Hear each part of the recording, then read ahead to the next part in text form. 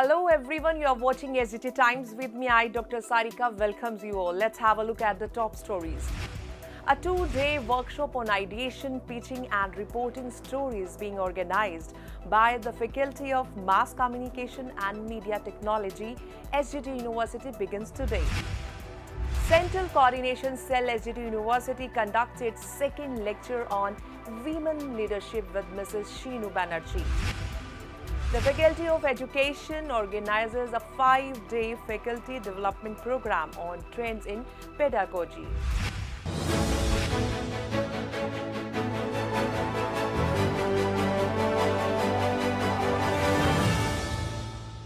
Now the news in detail. The Faculty of Mass Communication and Media Technology hosted a 2-day workshop on ideation, pitching and reporting stories by renowned independent multimedia journalist and Pulitzer grantee Ms. Safina Nabi, bringing her extensive experience and expertise to guide participants through the intricacies of story development and reporting. Let's have a look. The process of ideation, according to Ms. Safina Nabi, involves imagining and creating unique, fresh new stories that are relatable and intriguing to the people. To construct a solid and authentic story, Ms. Nabi highlighted the essential elements represented by the 5W and 1H framework: who, what, where, when, why and how. These elements are the foundation of a compelling narrative and ensure thorough reporting. The workshop delved into the significance of credible sources such as witnesses, locals, officials, and the police in gathering accurate information and bringing authenticity to a story. Participants actively engaged in interactive sessions and practical exercises, owning their pitching and storytelling abilities under the guidance of Ms. Nabi. The workshop fostered a collaborative environment where attendees shared their ideas and received valuable feedback to define their story concepts. Professor Sushil Manav thanked Ms. Nabi for her invaluable contribution to the workshop and expressed his pride in the participants' dedication and progress. Overall, the first day of the workshop proved to be a resounding success, empowering aspiring journalists to refine their storytelling skills and develop captivating narratives that resonate with the readership. Bureau Report, SGT Times. The workshop commenced with an inspiring welcome address by Professor Sushil Manav, Dean of Faculty of Mass Communication and Media Technology. He highlighted the significance of compelling storytelling in journalism and emphasized the workshop's aim to enhance participants' ideation, pitching and reporting skills. Ms. Safina Nabi stressed the importance of a captivating story title and encouraged the participants to devote ample time to brainstorming ideas before deciding on the final content. Let's have a look. Journalism today is not which it used to be a few decades earlier. Today, with the advent of this digital journalism, you don't even need a full-time job to earn your living from journalism, as Ms. Safina has been doing. She doesn't have a regular job, but still she must be earning much better than many of us in the field of journalism. So it's all about learning the art of how do you come across an idea of a story, because in our day-to-day life the ideas are scattered here and there, but only we are not able to identify the ideas. And even when we identify an idea, story idea, there are many different perspectives to a story. So you have to choose the right perspective which will appeal to your readers. And once you choose an idea, you have to pitch that idea to the editor. And that pitching is very important because in a few words, you have to convey what you want to say through that story. If that idea is not pitched in an effective manner, so your story is likely to be rejected. And once the idea you pitch that is approved by the editor. Then comes the main aspect of story writing, that is how to write that story, how to construct the story in such a way that it can engage your readers. Even if you are doing photography, for that you have to write your own captions. You have to formulate that whole idea through a proper channel that you would want to present. And if you have to go into radio, you have to prepare your own broadcasting sheet that you want to do. So writing comes everywhere, and this realization was like really sunk inside me, and I thought, no, I have to improve my writing. And I was not really sure that I would want to do writing, and I was not confident that I could write. But I had a very small habit since my childhood that I would maintain my diary. Whenever I would come back from school, I would write whatever I did throughout the day, what interested me, what made me happy. And I opened that diary that day, and I thought, and there were few words which I could not understand when I was trying to read that diary again. But when I had written that diary, those words were written by me, and I tried to understand those words. I opened my dictionary and I got to know, okay, I had good vocabulary, I somehow am lost. And then I started to write. And when my first speech was accepted, believe me, it was accepted by an international editor. And that was what that hard work, what that phase of grooming myself to. SGT Times reporter Khushbu Joshi spoke to Ms. Safina Nabi. Let's have a look. Hi, I'm Khushbu Joshi. Faculty of Mass Communication and Media Technology is organizing a 2-day workshop on ideation, pitching and reporting stories. So, the resource person with us, we have Ms. Safina Nabi, Pulitzer grantee, independent multimedia journalist with us. Welcome to SGT, ma'am. Thank you so much, Khushbu. Always pleasure talking to you. So, ma'am, what was today's event all about? The ideation, what is the pitching, about how can we put it in simple words for our audience?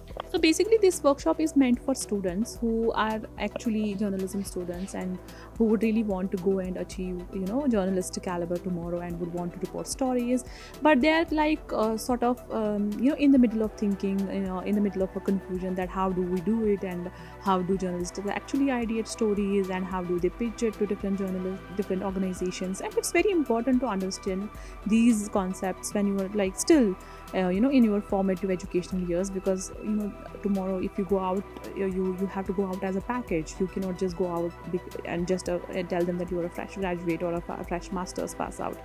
So the competition is really cutting edge right now, and it's really tough. But if you are passionate about it, and if you ideate properly, and if you have right guidance to pitch it, and right kind of information available that you would want to pitch. And I think there are lots of media outlets available right now where you can really go beyond your imagination, because if you are trying to do journalism, then you have to put in a lot of effort and do it.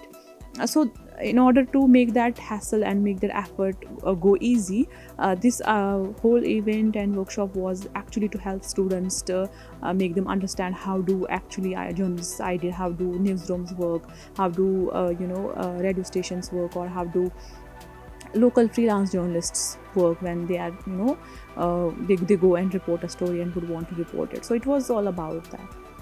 Actually, in putting it in simple words, this was to giving out students the knowledge how this is going to be the working when they'll go out of the institution.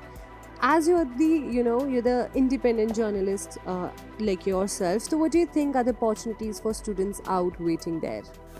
I think it depends on what medium you would want to take and how passionate you are about it. There are no dearth of opportunities or out there in the industry, and I'm sure there are ups and downs and there are fluctuations, but that's not going to hamper anybody who's passionate about it.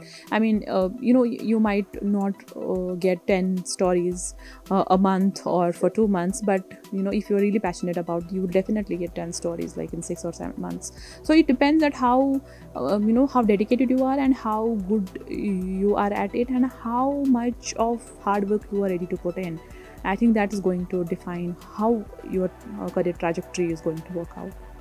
So, ma'am, as a student, like right now, wants to work on a story. So, how like he or she can be helped? Like, is there any particular place he can, approach for? Like, as I heard for this in this session as well, that we need fundings and we need resources. So, what are the resources a student can take help of?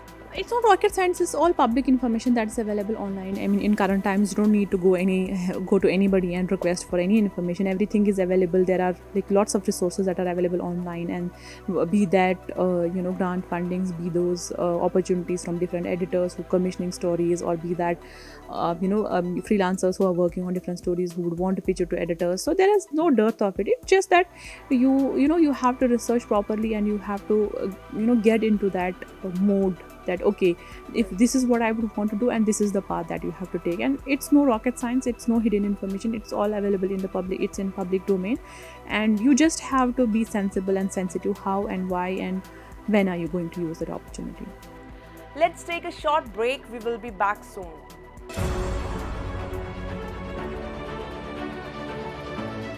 SGT lets me question anything, even the university. I have visited other campuses too, but SGT has better infrastructure. Plus, it's hope.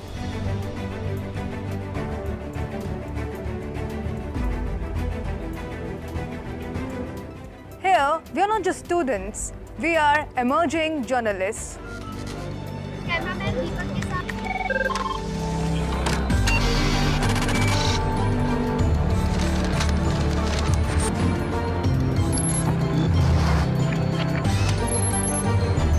We got an opportunity to interact with renowned media experts. Asia's biggest shooting floor, latest equipment, practical learning, Faculties from the industry, freedom of expression. Come, be a part of this revolution. SGT University, nurturing future leader. Welcome back after the break. To develop leadership potential among its female faculties and professors, Central Coordination Cell, SGT University, conducted its second lecture on women leadership by Mrs. Shinu Banerjee, an entrepreneur, educator and consultant with over 17 years of diverse experience, including stints with the Australian and New Zealand High Commissions. Let's have a look. Mrs. Banerjee also received the Women Leader of the Year 2023 award. Dr. Wahida Khan, Professor and Advisor of the Faculty of Behavioral Sciences, Rajneesh Wadhwa, Dean Office of External Affairs, and Rajiv Gulati, Advisor, SGT University were present. The program started with the lighting of the lamp and presentation of a bouquet and memento to Mrs. Banerjee. The title of her lecture was Striving to Thrive, the Status of Women in Leadership. During her time on stage, Mrs. Banerjee discussed the various incidents of her wonderful professional life and the factors that contributed to her advancement to her current position. She credited her ongoing curiosity and self-assurance in her communication skills for earning her first promotion. She continued by discussing the traits of female leaders that enable them to succeed, such as the capacity for multitasking and superior soft skills not present in their male counterparts. So she's Falguni Nair. She's the CEO at Nykaa. We all use cosmetic. So she's the CEO at Nykaa. Then our Finance Minister, Mrs. Nirmala Sitharaman. Ms. Karuna Nandi, she is the advocate at the Supreme Court of India. She's now a lawyer. Madhavi Puri Bhatt, chairperson of SEBI. So the idea here was, obviously, they're all strong women. But what is one thing that is common amongst each one of them? Each one of them, taking the essence of today's discussion forward, has striven to thrive in their respective verticals and have not given up, despite a lot of challenges and a lot of hurdles that may have come their way. Each one of them is an epitome of success in their own capacity. So as we said, each one of them is a leader in her respective vertical. Each one of them has striven enough, and most of them still are, to get to the pedestals where they are, and even more, and create a mark for other people as well. Each of them continues to break barriers of prejudices around gender. So each of them has been balancing their roles at home and in the industry, be it fashion, law, politics, government, diplomatic missions, corporate, and many. And just to share, I'm sure most of us know a lot about these women. Each of them has, obviously they're married, they have kids, their kids are well placed, somebody is studying, somebody is already a part of their ventures, and they have kind of made it a point that they will not give up on the professional front, no matter what, and there is no compromise with any other field too. So they did not compromise. We are creators. We as women, we have been imbibed with a power which is second to none. Obviously, we have support, we get support if we are able to thrive, and that's why we are able to thrive. We have that zeal. But how do we ignite that zeal? We are born creators, and it's not just because we are able to give a life out of our system. No, it's because God has organically created us to be able to balance. And on the lighter side, I always say this when I got married and when I had my child, that I've given birth to one and adopted one.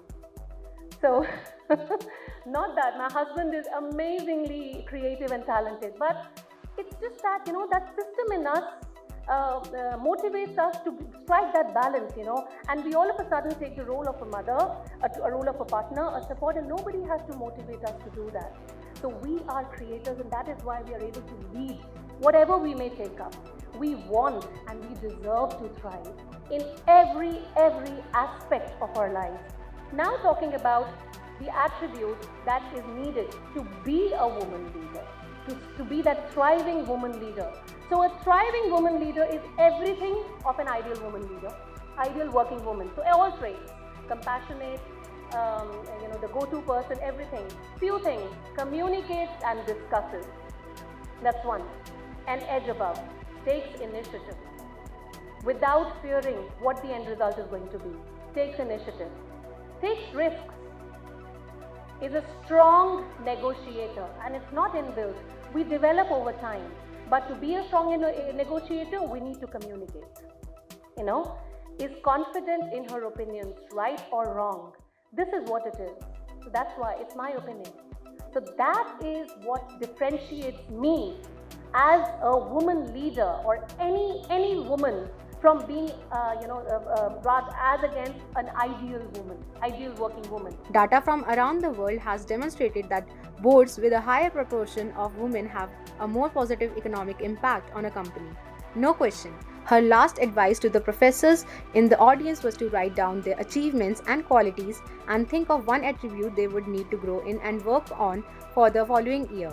She stated that this was her first time giving a lecture in front of so many professors and expressed her best wishes for the Women Leadership lecture series run by SGT University, adding that she is impressed by SGT's effort to want and actively look for women to lead in education. So today I had the opportunity to speak with the faculty, esteemed faculty at SGT University, Gurugram. And I must say that right from my entering the premises of the university to addressing all the lecturers, all the professors, it has been a surreal experience. I was here today to address a lecture on women in leadership and how we can thrive as women working professionals. And yes, I have shared my experiences. I have been able to share how we could do that. But one thing that I would like to share here is that I have learned a lot today. As women, each one of us are leaders already. We just need to imbibe and ignite that quality and try to highlight what motivates us to grow in lives, professionally and personally. And I would like to commend the entire institution here. SGT University is doing some great work by taking initiatives and contributing towards community, empowering women faculty, women students here, and making them realize their goals and their true worth, what they deserve to be and do in life. So another thing that I would like to highlight about being a part of this session today was it was extremely engaging, and I felt motivated because it was a two-way interaction and everybody was engaged. So it shows how it talks a lot about the values and the culture that prevails in the campus.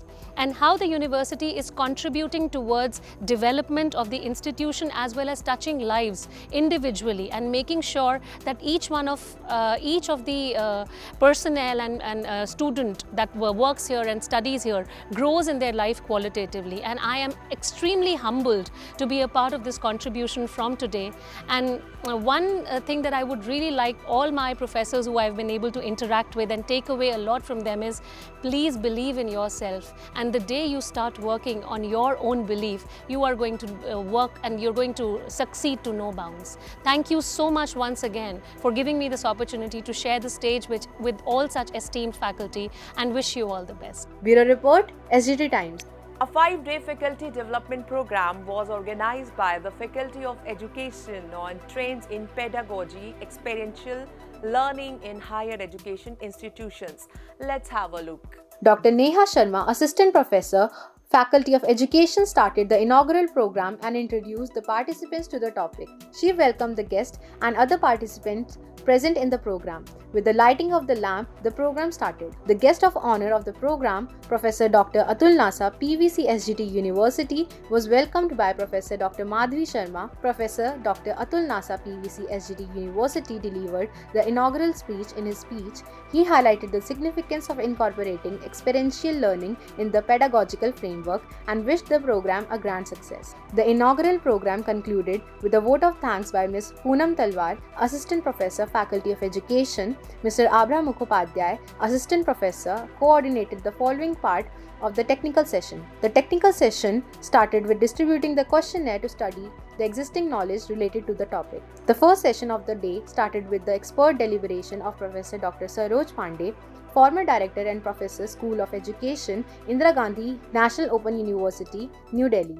The speaker was felicitated with a memento by Professor Dr. Madhvi Sharma, Dean Faculty of Education, and with plant sapling by a faculty member from the Faculty of Education. Professor Dr. Saroj Pandey delivered her lecture on experiential learning as a transformative pedagogy and emphasized constructivism as a background philosophy of experiential learning and highlighted the features and goals of experiential learning. The second session of the day was conducted virtually over Google Meet by the renowned academician from the EdTech platform, Mr. Alak Pandey, most commonly known as Physics Wala. He gave his expert thoughts on experiential learning and experimental learning, the differential perspective. The third session was conducted by Professor Dr. Gaurav Singh, Professor, School of Education, Central University of Haryana. The fourth session was conducted by Professor Amitav Mishra, Professor, School of Education at Indira Gandhi National Open University. He presented his lecture on collaborative learning, forming small groups among the participants and demonstrating the theme of the topic by adopting the Think, Pair, Share technique. He further explained the strategic planning to introduce collaborative learning in the classroom. Bureau Report, SGT Times.